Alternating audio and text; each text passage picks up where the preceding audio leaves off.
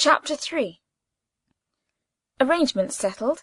Harris's method of doing work. How the elderly family man puts up a picture. George makes a sensible remark. Delights of early morning bathing. Provisions for getting upset. So on the following evening we again assembled to discuss and arrange our plans. Harris said, "Now, the first thing to settle is what to take with us. Now, you get a bit of paper and write down, Jay, and you get the grocery catalogue, George.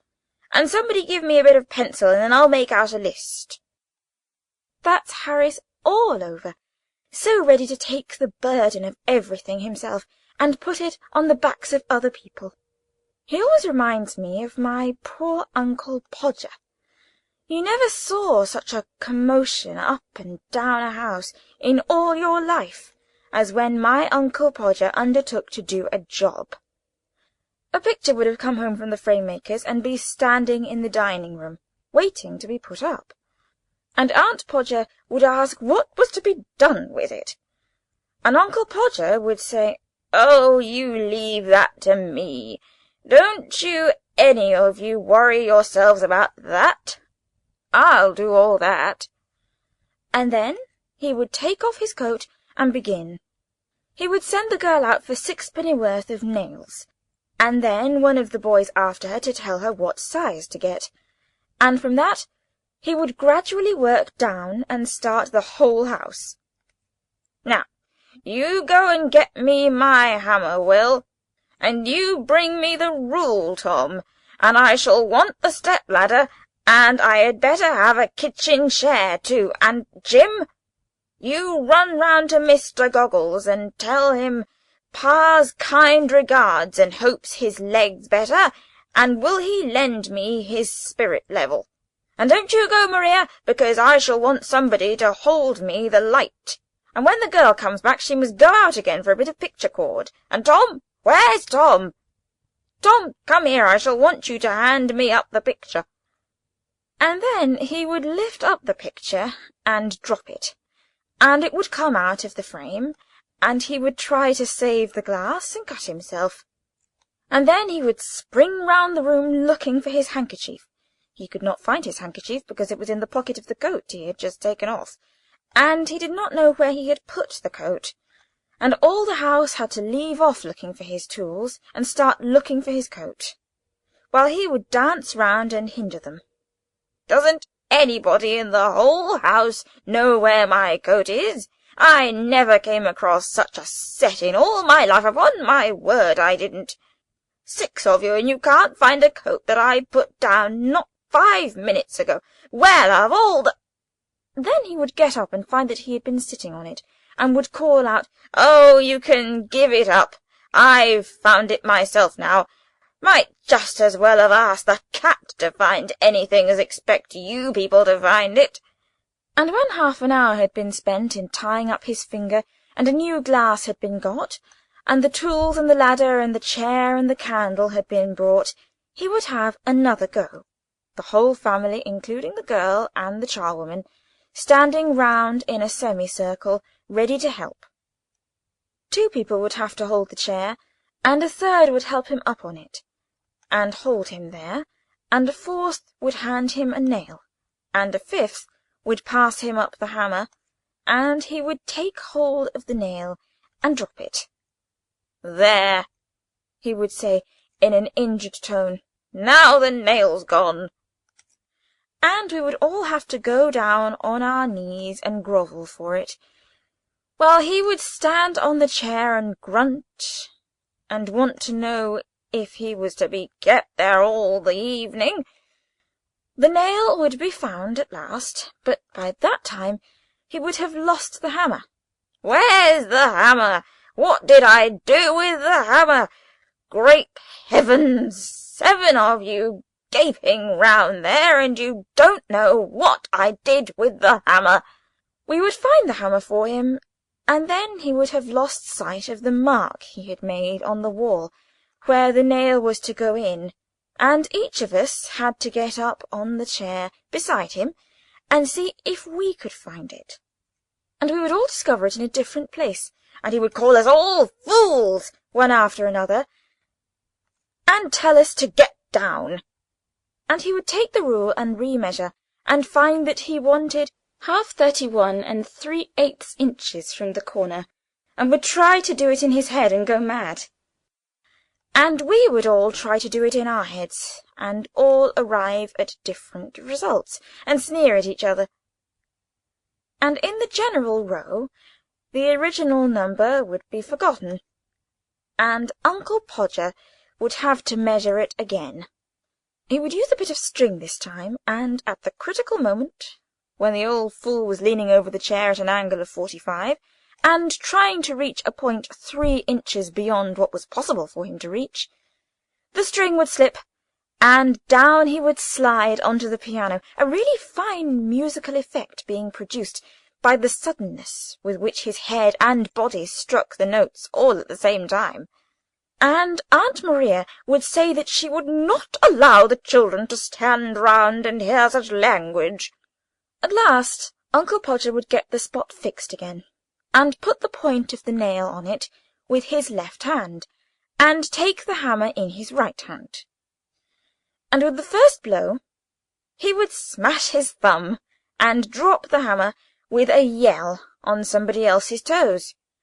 Aunt Maria would mildly observe that next time Uncle Podger was going to hammer a nail into the wall, she hoped he'd let her know in time, so that she could make arrangements to go and spend a week with her mother while it was all being done. "Oh, you women, you make such a fuss over everything," Uncle Podger would reply, picking himself up. "Why, I like doing a little job of this sort."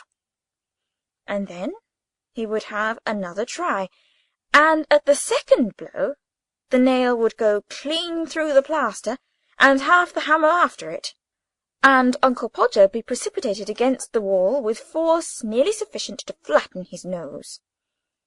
Then we had to find the rule and the string again, and a new hole was made, and about midnight the picture would be up, very crooked and insecure, the wall for yards round looking as if it had been smoothed down with a rake, and everybody dead beat and wretched except Uncle Podger.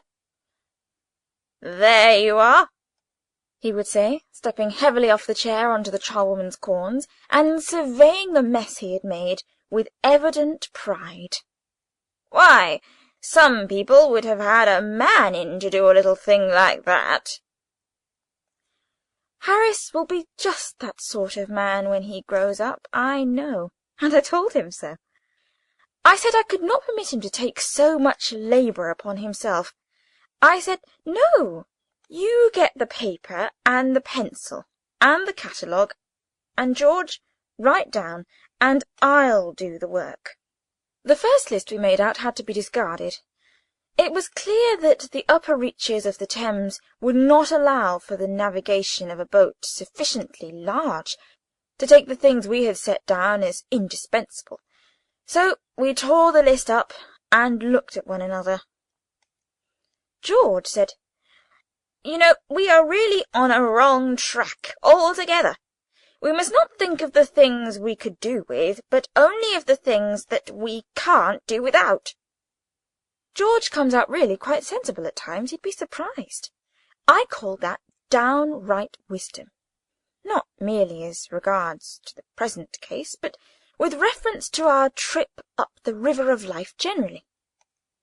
How many people on that voyage load up the boat till it is ever in danger of swamping with a store of foolish things which they think essential to the pleasure and comfort of the trip, but which are really only useless lumber.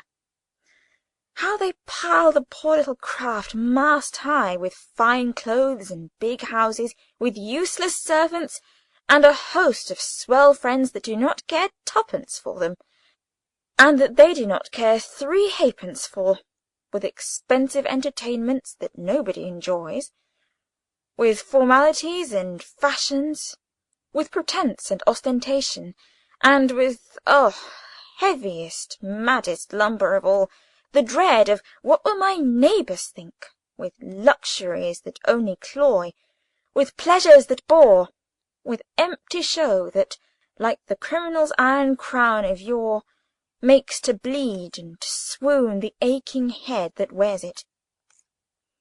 It is lumber, man, all lumber. Throw it overboard. It makes the boat so heavy to pull, you nearly faint at the oars.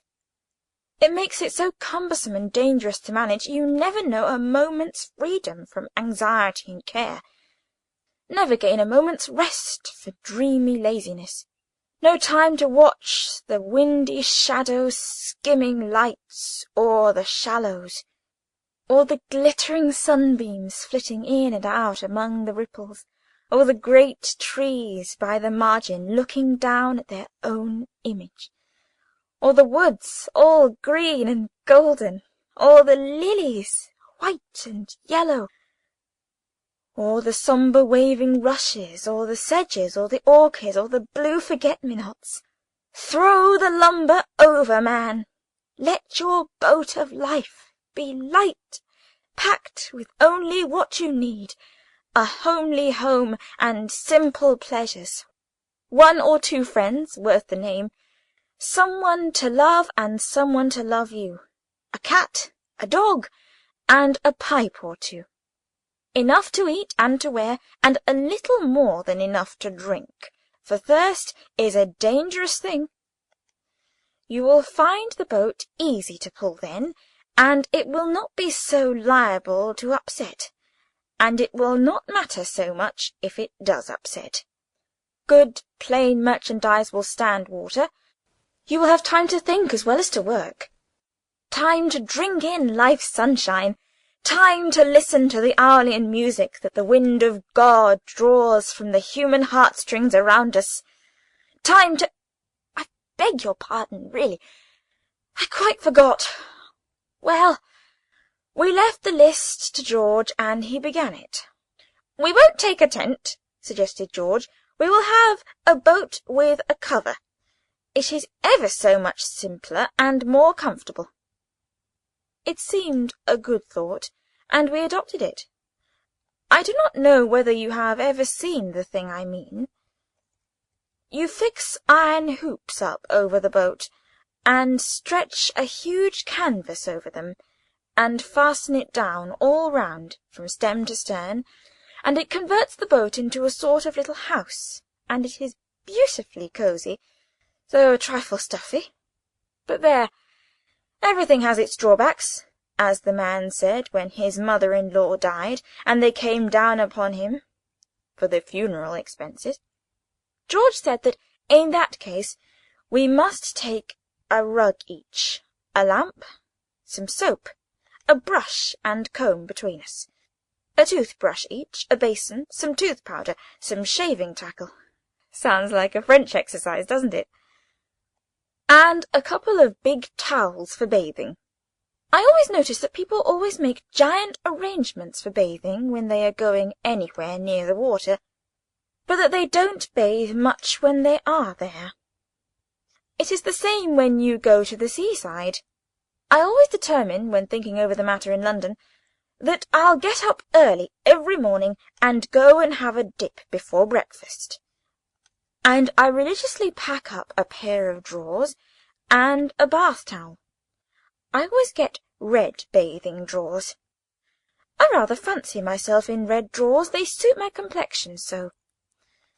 But when I get to the sea, I don't feel somehow that I want that early morning bathe nearly so much as I did when I was in town.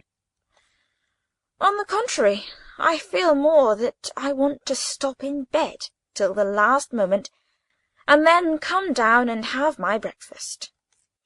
Once or twice virtue has triumphed, and that I've got out at 6, and half dressed myself, and have taken my drawers and towel, and stumbled dismally off.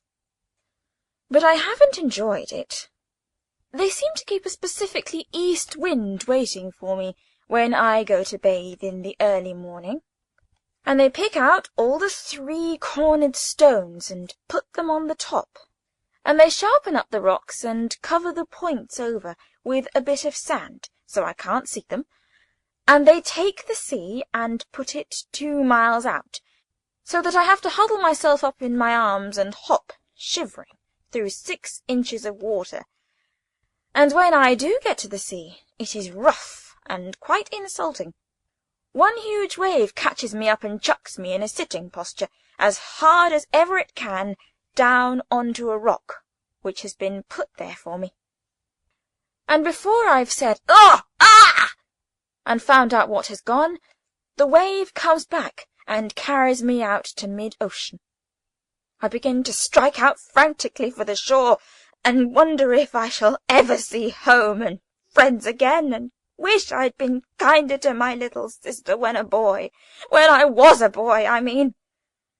Just when I have given up all hope, a wave retires and leaves me sprawling like a starfish on the sand, and I get up and look back and find that I've been swimming for my life in 2 feet of water. I hop back and dress and crawl home, where I have to pretend I liked it. In the present instance, we all talked as if we were going to have a long swim every morning. George said it was so pleasant to wake up in the boat in the fresh morning and plunge into the limpid river. Harris said there was nothing like a swim before breakfast to give you an appetite. He said it always gave him an appetite. George said that if it was going to make Harris eat more than he ordinarily ate, then he should protest against Harris having a bath at all. He said there would be quite enough work in towing sufficient food for Harris up against stream as it was. I urged upon George, however, how much pleasanter it would be to have Harris clean and fresh about the boat, even if we did have to take a few more hundredweight of provisions, and he got to see it in my light, and withdrew his position to Harris's bath. Agreed, finally, that we should take 3 bath-towels, so as not to keep each other waiting. For clothes, George said 2 suits of flannel would be sufficient, as we could wash them ourselves in the river when they got dirty. We asked him if he had ever tried washing flannels in the river, and he replied no, not exactly himself like, but he knew some fellows who had, and it was easy enough. And Harris and I were weak enough to fancy he knew what he was talking about, and that 3 respectable young men without position or influence, and with no experience in washing, could really clean their own shirts and trousers in the River Thames with a bit of soap. We were to learn in the days to come, when it was too late, that George was a miserable impostor, who could evidently have known nothing whatever about the matter. If you had seen these clothes after! But, as the shilling shockers say, we anticipate. George impressed upon us to take a change of underthings, and plenty of socks in case we got upset and wanted a change. Also, plenty of handkerchiefs, as these would do to wipe things, and a pair of leather boots, as well as our boating shoes, as we should want them if we got upset. End of Chapter 3.